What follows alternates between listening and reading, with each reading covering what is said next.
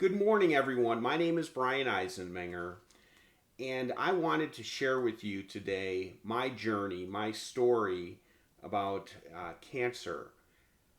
What I'm going to do in my game plan is to share with you a video approximately once a week, once every so often, to walk you through the stages that I went through with cancer, my thought processes along the way, and uh, whatever that might entail. One of the things that I'd like to do with this, though, is to have you share this if you feel comfortable, if you feel it's good enough. If it's not good enough, delete it and tell me. But that is to share this with other people who have cancer, who might be looking and be feeling hopeless right now. So that's what I'd like to do, is to be able to share with people my story, and give them some hope. I was originally diagnosed with cancer in August of 2010, and then went through chemotherapy, radiation, had my right lung removed, had more chemotherapy, and then it went away in 2011. And it came back with a vengeance in 2014. And at that time, I was given 2 years to live. When I say I was given 2 years to live, statistically speaking, I was given 2 years to live. The 5%, it was a 5% survival rate at the time after 2 years. So it was not looking very good, I believe. And I might have my statistics wrong, but it was not looking very good. But my body has responded to the treatments. I still have cancer. I'm still here, alive, kicking and causing you to watch videos like this. And then it's 2022. It's August 29th, 2022.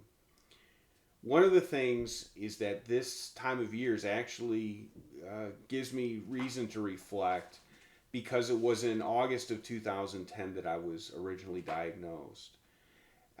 When I basically the story goes like this, and to share it with you, is that in August of 2010 I was in probably the best shape of my life. I was training I was running and training for marathons and half marathons, and was much thinner than what you see now. But one of the things that I did is I was training for the Chicago Rock and Roll Half Marathon, which I believe was in late July or August of that year. I can't remember exactly. Kind of becomes a little bit of a blur now that it's 2022.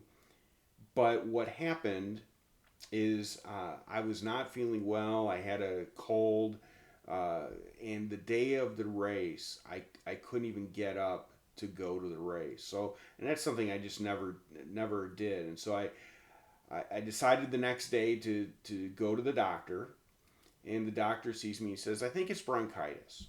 Okay. So, in fact, I think he wasn't thinking, it was bronchitis. And he gave me some meds, told me to come back and see him in a week if it's not if it isn't gone. So, as many of you who are athletes can probably appreciate, is that it's hard to keep someone down who wants to be out there training and doing the things, and I was no different. But I was trying to be a good patient, and 5, 6 days go by. I think probably 6 days went by, and I said, "Well, I'm going to try to go out there and do a slow run." And so that's what I did, is just an easy run for 4 miles. Wasn't trying to set any records, and was probably running for the most part at the time an 8:30 or an 8:40 pace, not pushing it, just trying to just trying to stretch the legs a little bit. But in the fourth mile, my last mile of that run, I completely fell apart. And it was, I want to say, it was like an 11 or 12-minute mile. It was completely fell apart. I said, this isn't normal. So I said, okay, I'll go back and I'll see the doctor. So I went and saw the doctor, had he said, let's just get a chest x-ray done. And so went and got a chest x-ray done, went to my office, and Uh, when I got back to the office, the two girls who worked for me, they weren't there for some reason. I don't know if they had the day off or what, but I was there by myself, and the phone rings, and it's my doctor, and it wasn't his nurse, it was him, and he called and he said, "I need you to come back in today and bring your wife." And I'm thinking, what do you mean you need me to come back in and bring my wife? He goes, just bring your wife, come back in, we'll set a time. I need to see you. How does 4 o'clock work? And I kept pressing him. I wasn't going to come in, and part of the reason I pressed him is because I knew my wife would press me. Well, he ended up saying, "I think you've either got circular pneumonia or lung cancer," and I don't think it's circular pneumonia. Um, and so he got so I called Kristen, and we got set. We went into the doctor and saw him, and he ordered a bunch of tests, and I got CT scans, and my life began a whirlwind. But I'll never forget when he told me that I had lung cancer. It was like there was a moment of clarity. I don't know how to describe it other than that, but suddenly I wasn't worried about things that didn't matter. People who were maybe didn't like me, or maybe who I didn't like. It's like all of that just shed right off of me, and it was the best way I could describe it. Was a moment of clarity about what's really important.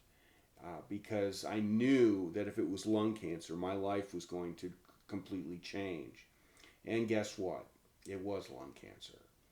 And so I share with you this to say a lot of things, and I'll be sharing with you a lot over the next few weeks.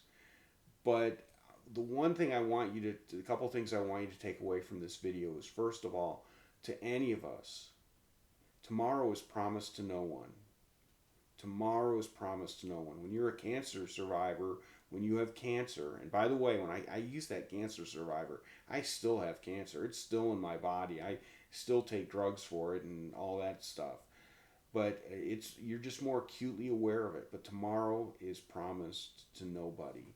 And so I share that with you. And then I will also share with you that maybe, just maybe, life's most difficult struggles might turn out to be the biggest blessing in your life. Dare I say, dare I say that because of cancer, my life has been more fully enriched. Dare I say that? Now, it's easy to say that 12 years later, and guess what? I can go in for my scan next month and find out that that it's grown again, and there's nothing they could do. But dare I say that it's been the biggest blessing of my life, and I will share those with you, why that is, over the next few weeks and months in this video. So if you like this video, if you know someone who's going through a tough time, especially if it's cancer, please share this video with them. Put them in touch with me. I'd love to be a source of hope and encouragement for them, because again, I wasn't supposed to be here. I'm not supposed to be here right now, but I am, and my life has been blessed. Is the best way I can describe it. So with that, go conquer your worlds, and we'll see you next week.